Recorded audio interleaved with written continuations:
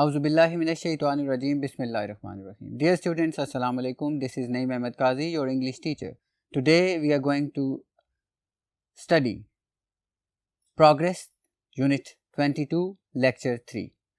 हम पहले इसकी कुछ रीडिंग कर चुके हैं. एक लेक्चर रीडिंग का हमारा कंप्लीट हो चुका है.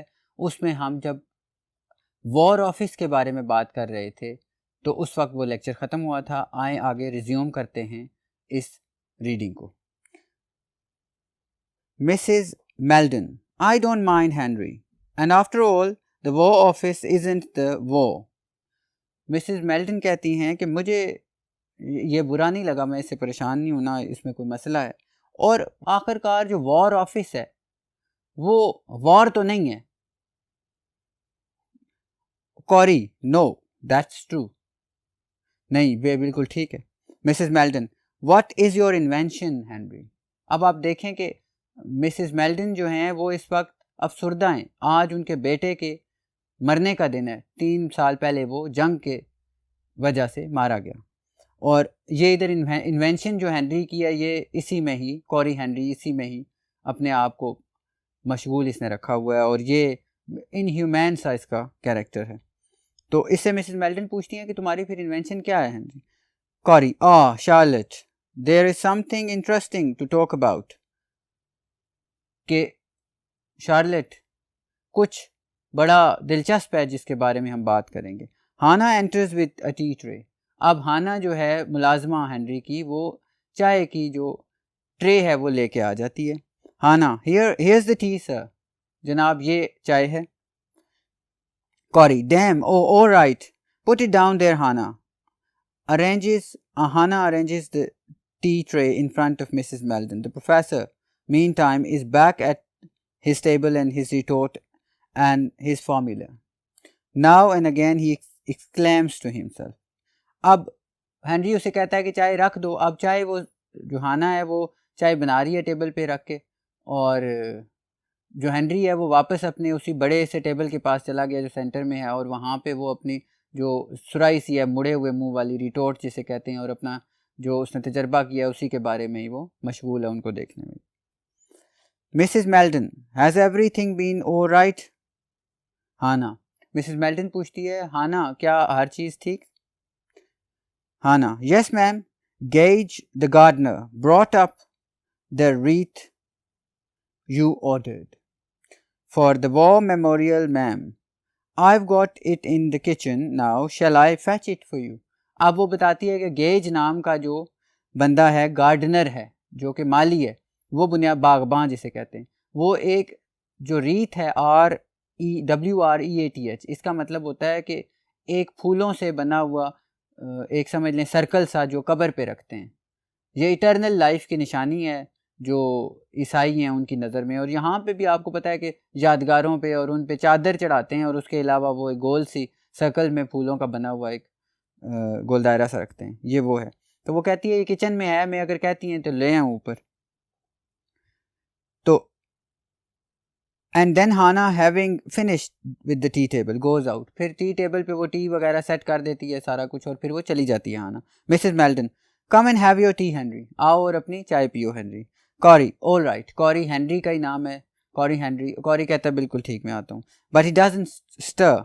लेकिन वो मिक्स नहीं करता होते, लेकिन वो वहाँ से हिलता नहीं है. Mrs Meldon, come along Henry. आ जाओ. वो दोबारा बुलाती है उसे. Corey, all right, in a minute, मैं 1 मिनट में आता हूँ. Mrs Meldon, your tea will get cold if you don't come now. अब वो दोबारा उसे बुलाती है, कहती है तुम्हारी चाय ठंडी हो जाएगी अगर तुम ना आए तो. Corey, getting up and coming to the tea table. Oh, how women do fuss. Your sex is most extraordinary. Charlotte, always willing to break off things for other things. No application, no concentration, no capacity for complete impersonal devotion.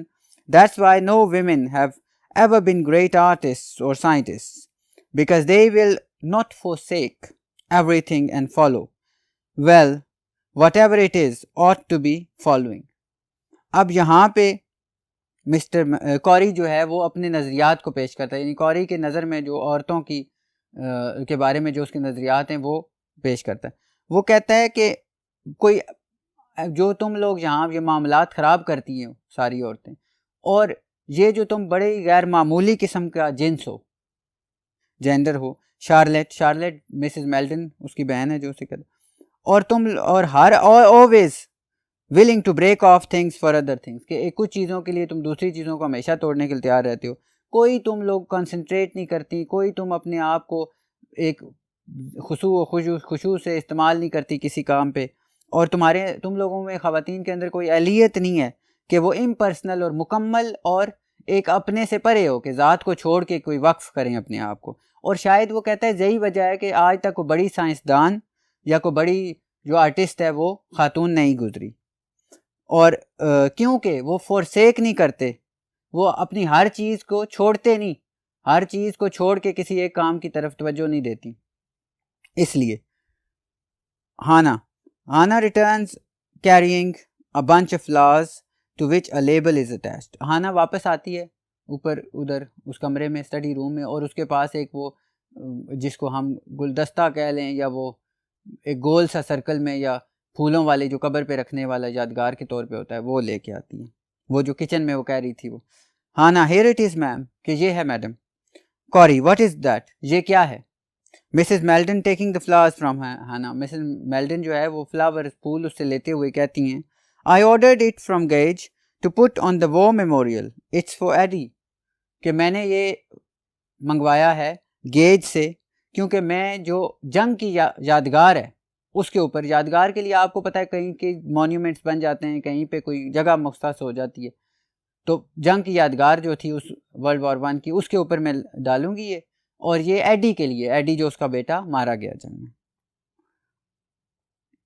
Carry, oh yes yes, Carry आगे से ओ yes yes कहता है, हम बिल्कुल बिल्कुल। Mrs Melton कहती हैं, I shall take it down there after tea, will you come with me. अब यहाँ पे एक माँ अपने खोए हुए बच्चे की कब्र तो उसके पास मौजूद नहीं है, लेकिन उसकी यादगार है जंग की, वहाँ पे जाना चाहती है, और वो अपने भाई को कह रही है, जो बस सिर्फ इसका भाई ही बचा है उसके पास, कि तुम मेरे साथ चलोगे। अब देखें भाई की क्या जवाब है। Carry, I would like two of course but I really must finish up these things, मैं जाना तो चाहता हूँ लेकिन मैं पहले ये काम ख़त्म करना है मैंने जो मेरे पास, यानी अपने जो उसका एक्सपेरिमेंट है उसका। Mrs Melton, very well Henry, to Hannah, thank you Hannah, I keep the flowers here. Exit Hannah. Mrs Melton to her brother, they are very beautiful aren't they Henry. अब वो हाना को भेज देती है और कहती है कि हेनरी को भी, कि ठीक है बस कोई मसला नहीं, और फिर वो मिसेस मेल्टन हाना को मिसेस मेल्टन अपने भाई हेनरी को कहती है कि ये बहुत खूबसूरत हैं फूल, क्या नहीं है? Corey, oh yes quite nice, हाँ बिल्कुल बहुत अच्छे हैं। You know Charlotte the invention of mine, तुम जानती हो शार्लेट कि मेरी जो इजाद है। Melton, will you have some more tea Henry, Mrs Melton उसे काट के कहती हैं, क्या तुम और थोड़ी सी चाय पियोगी? Corey vaguely, oh then definitely yes, half a cup, कि आधा कप में और पीऊँ। He hands the cup to her and she fills it and returns to him while the following speeches are uttered. वो उसकी तरफ हाथ बढ़ाता है, कप अपना उसकी तरफ करता है, और वो फिर वापस लेता है चाय उसमें आधी डाल के, और इस दौरान वो ये बातें कर रहे हैं। Carry, I was saying that in this invention of mine will revolutionize warfare, कि कॉरी कहता है कि मेरी ये जो इजाद है ये जंग को एक इनकलाब आ जाएगा, जंगी जो निज़ाम है उसमें। Mrs Melton, will it abolish warfare, Mrs Melton कहती है क्या ये जंग को ख़त्म कर देगा? कॉरी, एबॉलिश वॉर, ख़त्म करना वॉर को? My dear Charlotte, don't be childish, बचगाना बातें मत करो। Mrs Melton, I am very interested in that subject. It seems to me more important than anything else in the world. Henry, you don't realize how deeply women like me feel about this. This organized butchery of boys. Look at me. I had a husband and a son when the war began. I had neither when it was over. I am most lonely woman, cruelly alone. अब वो Mrs Melton कहती है उसको कि मैं बहुत ज़्यादा दिलचस्पी रखती हूँ इस मौजू में, क्योंकि ये इस वक्त सबसे ज़्यादा दुनिया में मेरे लिए दिलचस्पी वाला मामला है, क्योंकि तुम इस चीज़ को नहीं समझ सकते कि मेरी हालत क्या है, कि मेरे जैसी जो ख़वातीन हैं जिनके बच्चे जंग की नज़र हो जाते हैं, और वो क्या कहती है, ऑर्गेनाइज्ड बुचरी ऑफ बॉयज़, कि एक ऐसा ज़बा खाना या इस तरह से बच्चों को कत्ल करना कि जो एक ऑर्गेनाइज्ड है बड़े मुनज़्ज़म तरीके से। और वो कहती है जब जंग शुरू हुई तो देखो मेरा एक शौहर था और मेरा एक बेटा था, लेकिन जब जंग ख़त्म हुई तो मेरे में अकेली थी और बहुत ही खौफनाक हद तक अकेली हूँ मैं। Carry, a little annoyed by what seems to him sentimental harping on one string.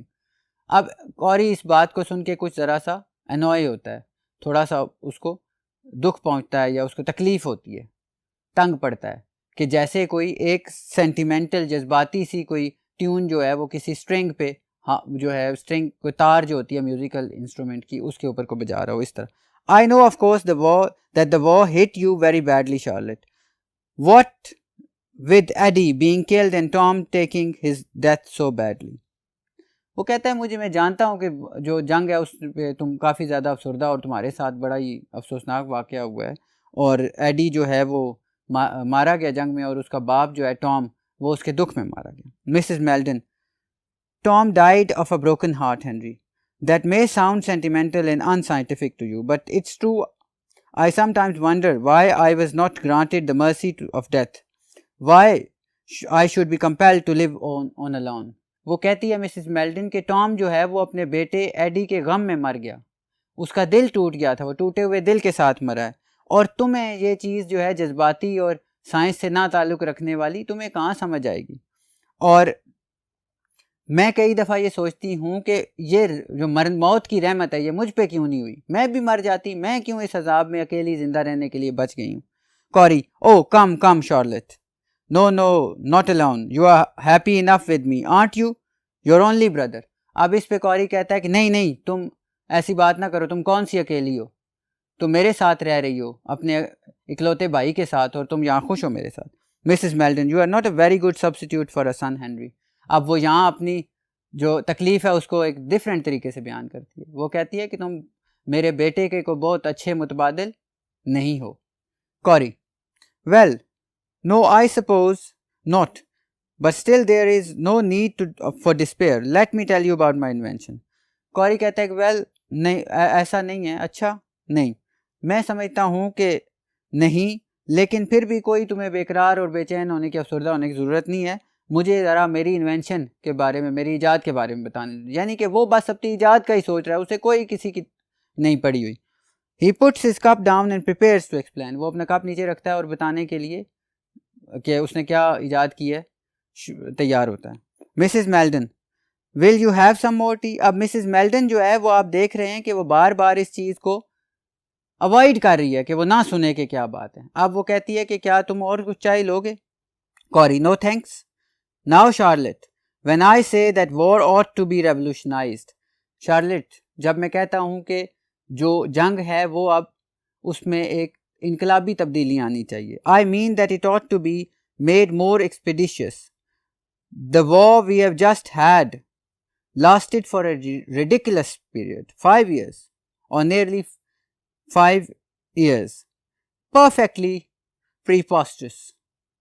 It ought not to have lasted more than 5 weeks. अब वो कहता है कि जो जंग है वो बड़ी ही जो है ज़बरदस्त और टाइम मैनेज्ड और बड़ी जिसको निशाने पे टारगेटेड होनी चाहिए।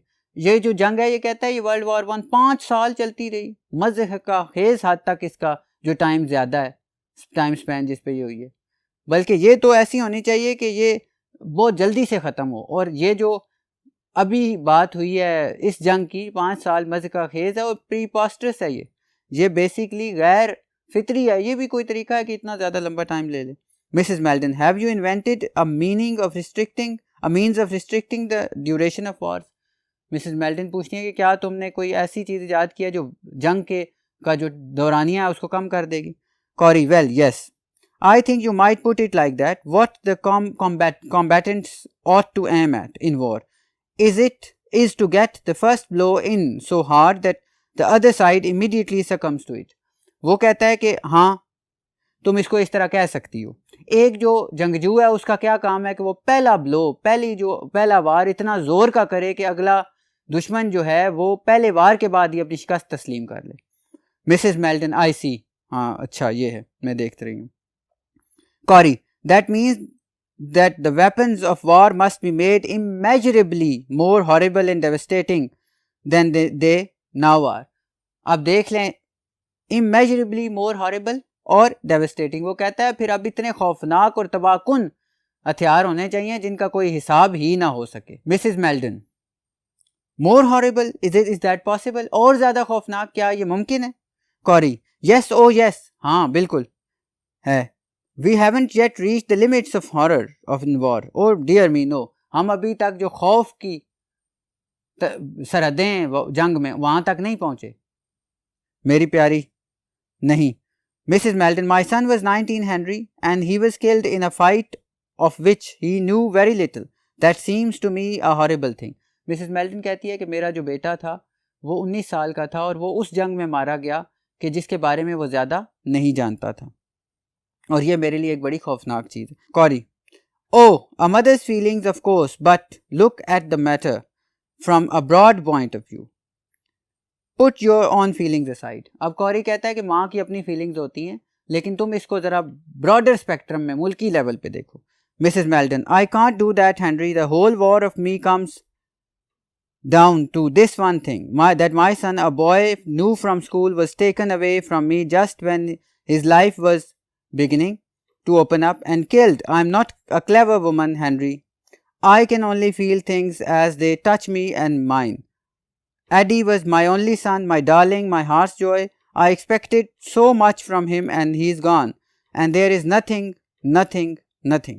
अब वो मिसेस मेल्टन अब कहती है कि मैं ये नहीं कर सकती हेनरी, जो सारी की सारी जंग है वो मेरे लिए एक जैसी ही चीज़ है, उसमें मैंने अपना बेटा खो दिया है जो अभी स्कूल से फारिग हुआ था और उसने अभी अपनी ज़िंदगी शुरू की थी, और मेरी वो जान का टुकड़ा था, मेरे दिल का टुकड़ा था, और मेरा बेटा था, मेरे दिल की खुशी थी, और मैं उससे बहुत ज़्यादा उम्मीदें थी मेरी, लेकिन वो चला गया है और मेरे पास कुछ नहीं है, बाकी कुछ भी नहीं है, कुछ भी नहीं। Corey, being very gentle with her. Yes, I know, Charlotte, but you really ought not to dwell too much on your sorrow. It isn't good for you.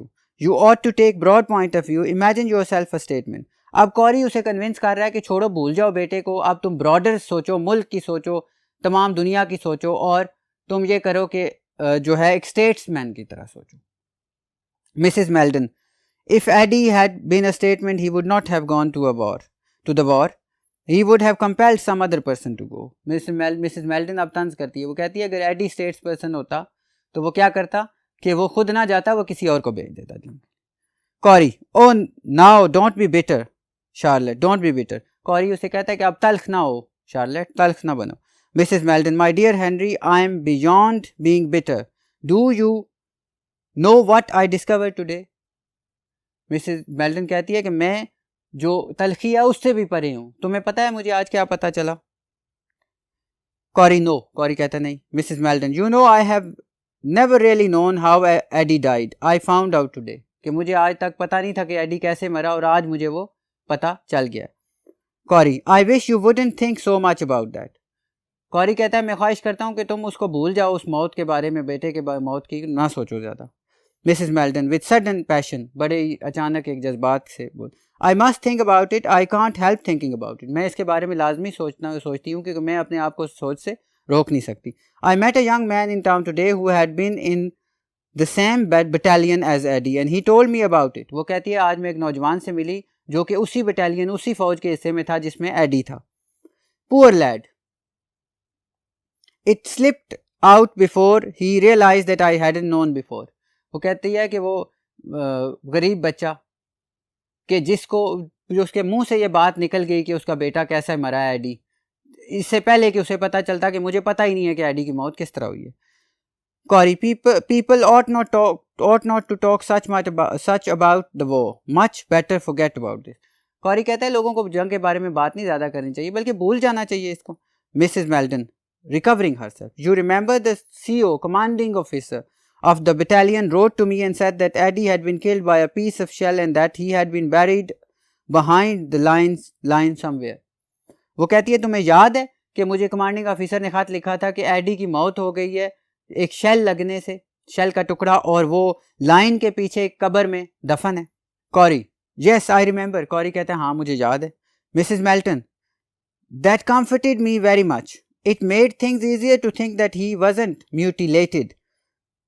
That even when he was killed, he was still my dear and beautiful boy. A soldier buried by soldiers in a soldier's grave. But he wasn't buried, Henry. वो कहती है कि ये भी मेरे लिए एक comfort थी, थोड़ा सा मुझे सूद करती थी कि मेरा जो बेटा है वो मस्क नहीं होगी, उसकी लाश टुकड़े टुकड़े म्यूटिलेटेड नहीं होगी, यानी कि बिल्कुल टुकड़े होके मस्क होके ख़त्म नहीं होगी. वो मेरा बेटा मारा गया लेकिन मेरा खूबसूरत बेटा था वो, और वो एक सिपाही था जिसको सिपाहियों ने दफन किया और सिपाहियों की कब्र में वो गया है, सिपाही की कब्र में. लेकिन ऐसा नहीं था, वो दफन नहीं हुआ Henry. Carry, wasn't buried? Carry आगे से सवाल पूछता है कि नहीं दफन हुआ था.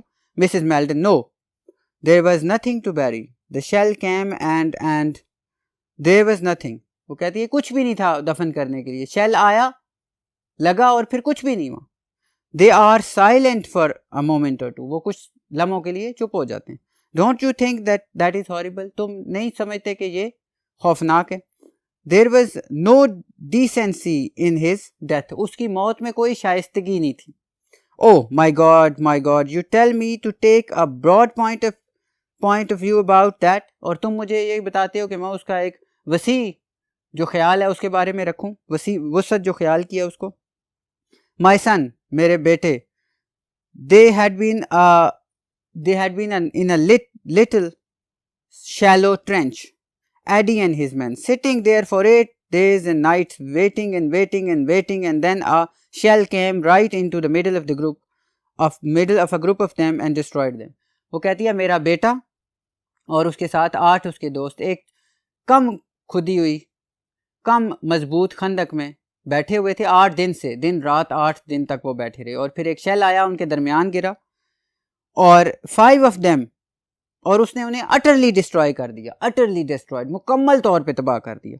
5 of them, nothing left. 5 का कुछ भी नहीं बचा, कुछ भी नहीं बचा. She sits back in her chair and both of them are silent. Then the professor goes to his table and sits down before his papers and restored. Mrs. Meldon, what is your invention, Harry? Harry से फिर पूछती है कि तुम्हारी क्या इजाद है. Corey, oh, I think we should better not talk about it. You are upset. The chap ought not to have told you about Eddie. वो कहता है कि आप इससे बात नहीं करते, तुम थोड़ी सी अपसेट हो, बाद में बात करेंगे, और उस बच्चे को तुम्हें ये बात नहीं बतानी चाहिए थी. चैप जो तुम्हें रास्ते में मिला बच्चा, उससे तुम्हें एडी के बारे में नहीं बताना चाहिए था. बच्चों, अब इसके साथ ही हम ये लेक्चर ख़त्म होता है, लेक्चर नंबर 3. इंशाअल्लाह नेक्स्ट लेक्चर में मुलाकात होगी. अल्लाह हाफिज़.